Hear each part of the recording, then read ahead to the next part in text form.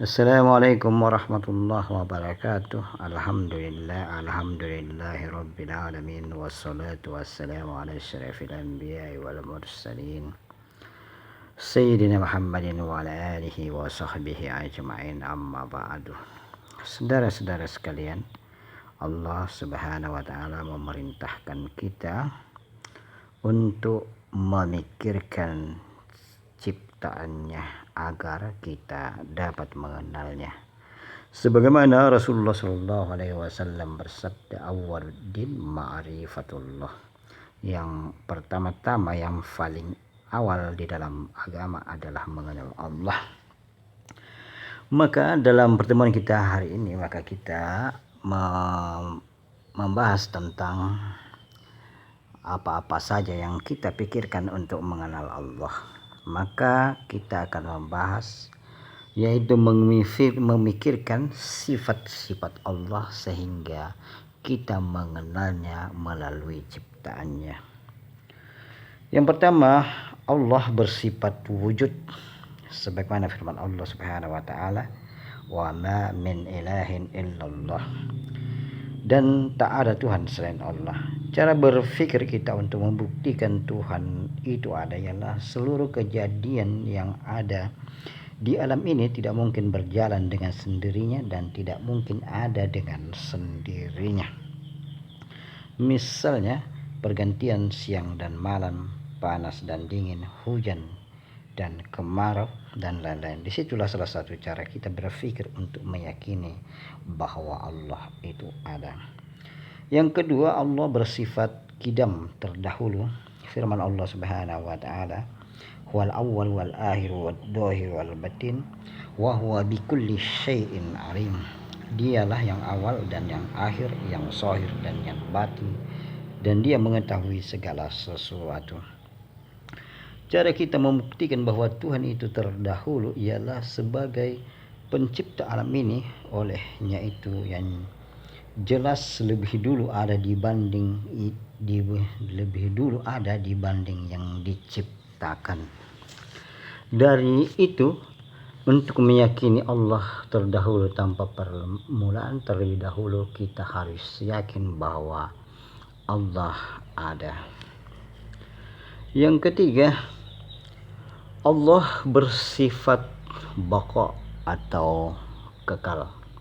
Firman Allah Subhanahu wa taala, kullu man 'alaiha fan wa yabqa wajhu rabbika dzul jalali wal ikram. Semua yang ada di bumi itu akan binasa dan tetap kekal satu halmu yang mempunyai kebesaran dan kemuliaan. Cara berpikir kita untuk meyakini bahwa Allah itu kekal ialah semua yang ada di alam ini semua akan hancur. Manusia mati, hewan, tumbuh-tumbuhan, demikian pula gunung, daratan, bangunan, tidak ada yang kekal, semua hancur. Disitulah kita menyadari siapakah sebenarnya yang kekal. Apabila hal itu sudah terdetak dalam hati kita, maka yakinlah dalam hati kita bahwa yang kekal itu adalah Allah Subhanahu wa ta'ala. Yang keempat, Allah bersifat muhalafatul lil hawadis, artinya Allah itu berbeda dengan semua makhluk lainnya, yaitu makhluk ciptaannya. Firman Allah Subhanahu wa taala, laisa kamitslihi syai'un wa huwas samiul basir. Tidak ada sesuatu pun yang serupa dengan Dia, dan Dialah yang Maha mendengar lagi Maha melihat. Cara kita berpikirnya, seluruh yang kita saksikan di alam ini semua mempunyai pasangan dan mempunyai kemiripan atau persamaan.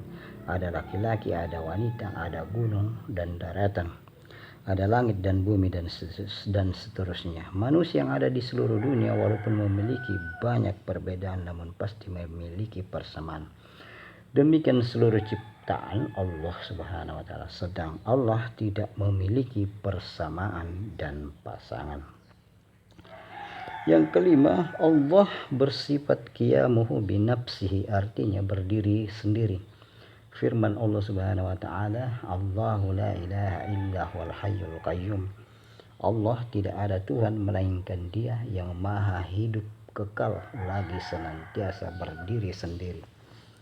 Cara kita berpikir, manusia tidak dapat hidup tanpa adanya makanan, hewan, dan tumbuh-tumbuhan. Demikian pula, manusia tidak dapat pula hidup tentram tanpa adanya manusia lain di sekitarnya. Karena yang satu dengan yang lain di alam ini saling membutuhkan. Lalu siapakah yang tidak memerlukan bantuan? Jawabnya adalah Allah Subhanahu wa ta'ala. Yang keenam, Allah bersifat wahdaniyah atau esa. Firman Allah Subhanahu wa taala, "Qul huwallahu ahad, Allahus samad, lam yalid wa lam yulad wa lam yakul lahu kufuwan ahad." Katakanlah dia Allah yang Maha Esa.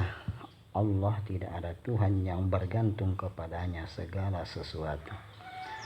Dia tidak beranak dan tidak pula diperanakkan, dan tidak seorang pun yang setara dengan dia. Cara berpikirnya, sekiranya Tuhan itu ada beberapa macam atau banyak, maka sudah tentu dunia beserta isinya tidak akan pernah tercipta. Sebab Tuhan yang satu ingin berbuat A dan Tuhan yang lain ingin berbuat B. Tak ayal lagi yang jadi hanya pertengkaran semata. Olehnya itu kita wajib yakin bahwa hanya ada satu Tuhan, yaitu Allah. Sebab Allah yang menciptakan alam dan isinya, yang tahu kapan diciptakan dan kapan akan terjadi kiamat. Semuanya sudah ditetapkan oleh Allah dalam Lauhil Mahfuz. Yang ketujuh, Allah bersifat kudrat atau maha kuasa. Firman Allah, "Innallaha ala kulli syai'in qadir." Sesungguhnya Allah berkuasa atas segala sesuatu. Cara berpikirnya, walaupun bagaimana berkuasanya seseorang di muka bumi, maka ia pasti mempunyai batas dalam berkuasa. Setiap daerah tempat memiliki penguasa, dan setiap penguasa daerah tidak berani untuk mencampuri kekuasaan penguasa lainnya. Akan tetapi lain halnya dengan Allah, Dia berkuasa atas segala sesuatu, berkuasa atas seluruh alam. Allah mengendalikannya serta mengaturnya tanpa sedikit pun lalai atau merasa berat dan lain-lain sebagainya. Yang kedelapan, Allah bersifat iradat atau berkehendak. Firman Allah Subhanahu wa taala, "Innama amruhu idza arada syai'a ay yaqula lahu kun fayakun." Sesungguhnya perintahnya apabila dia menghendaki sesuatu hanyalah berkata jadilah, maka jadilah ia. Cara berpikirnya, setiap makhluk apabila berkehendak maka ia terlebih dahulu harus melaksanakannya dengan perbuatan. Tetapi tanpa berbuat, manusia, hewan, tumbuh-tumbuhan tak akan mungkin makan atau hidup. Contohnya, apabila manusia hendak membuat rumah, maka tak mungkin rumah itu jadi dengan sendirinya tanpa ia berusaha membuatnya. Tetapi Allah apabila menghendaki sesuatu saat itu, ia berkehendak saat itu pula terjadi yang ia kehendaki. Yang kesembilan, Allah bersifat ilmu atau mengetahui. Firman Allah Subhanahu wa taala, "Wa ma utitum minal ilmi illa qalila." Dan tidaklah kamu diberi ilmu melainkan sedikit. Cara berpikirnya, ilmu yang diberikan kepada manusia terbatas, tidak ada yang dapat memiliki ilmu yang sempurna. Seseorang hanya dapat memiliki ilmu sesuai bidangnya. Yang bekerja sebagai tabib hanya dapat mengobati orang sakit, nelayan hanya mahir menangkap ikan, tentara hanya mampu menjaga keamanan dan lain-lain. Tetapi Allah mengetahui segala sesuatu, baik di alam syahadah maupun alam gaib. Yang ke-10, Allah bersifat hayyum atau hidup. Firman Allah Subhanahu wa taala, "Wa tawakkal 'alal hayyil ladzi la yamutu wa sabbih bihamdihi wa qafa bihi bi dzunubi ibadihi khabir." Dan bertawakallah kepada Allah yang maha hidup, yang tidak mati, dan bertasbihlah dengan memujinya, dan cukuplah dia maha mengetahui dosa hamba-hambanya. Cara berpikirnya, semua yang bernyawa akan merasakan mati. Belum pernah kita mendengar ada makhluk yang hidup terus-menerus, walaupun Nabi Adam sampai sekarang.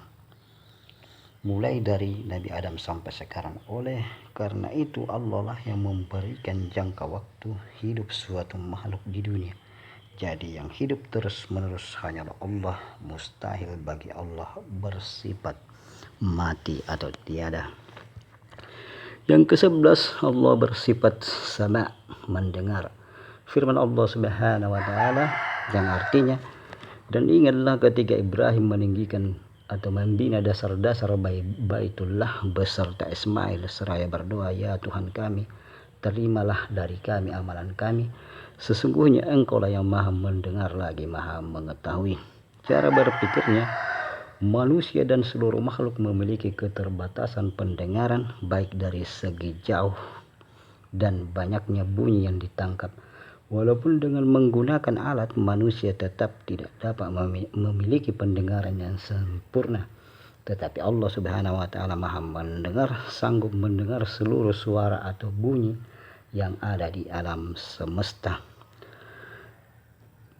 yang ada di alam secara sekaligus, dan sanggup mendengar apa-apa yang ada di dalam hati setiap makhluk. Dari itu Allah bersifat mendengar atau sama.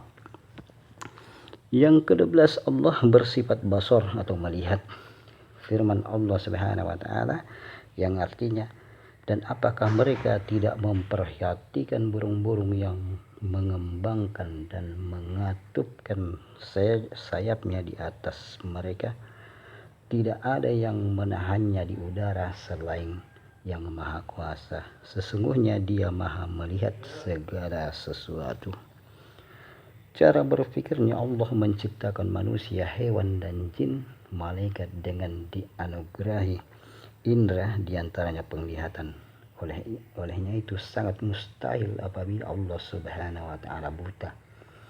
Akan tetapi Allah adalah sumber dari semua penglihatan, karena tidak ada sedetik pun Allah lalai dengan melihat ciptaannya. Berbeda dengan manusia, hewan, jin, dan malaikat memiliki penglihatan yang terbatas. Yang terakhir, yang ke-13, Allah bersifat qalam, maha berfirman atau berkata-kata. Firman Allah Subhanahu wa taala, wa qallamallahu Musa taklima, dan Allah telah berbicara dengan Musa dengan langsung. Cara berpikirnya, di dalam Al-Quran banyak diceritakan tentang Allah berfirman atau berkata-kata baik kepada malaikat, para nabi, jin, dan semua alam. Firman atau kata-kata Tuhan tidak pernah berhenti sampai kapanpun, dan dapat berkata-kata kepada semua makhluk dalam semua bahasa. Sedang kita manusia hanya dapat berkata-kata kepada sesama manusia. Demikianlah saudara-saudara penjelasan tentang bagaimana kita memikirkan ciptaan Allah Subhanahu wa taala. Mudah-mudahan pertemuan kita hari ini ada manfaatnya. Wabillahi taufiq wal hidayah. Wassalamualaikum warahmatullahi wabarakatuh.